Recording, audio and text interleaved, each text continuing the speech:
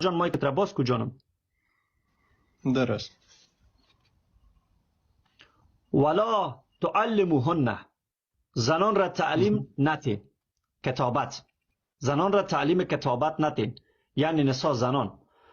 و علموهن، برای آنها یاد بتین چی را؟ سوره نور را و نغبافی را، نخریسی را.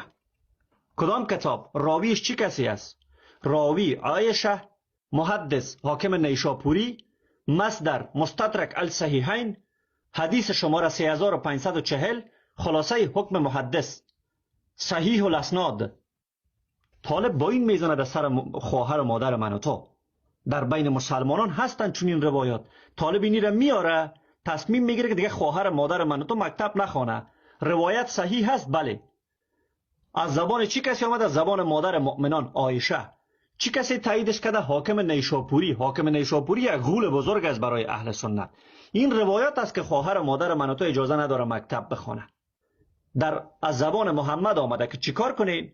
از زبان محمد آمده ولا تعلموهن، برای اونها تعلیم نتین کتابت را. و علموهن، سوره نور و نخبافی، نخریسی. زن باید چیکار کنه؟ یک سوره نور را بخونه که اونجا گفته زنا نکنین، چون زنان به نظر اینها زناکار هستند. و یکی هم نخریسی کنه. دیگه به زن اجازه تعلیم نیست در اسلام. اینم حدیث صحیح الاسناد. صحیح الاسناد.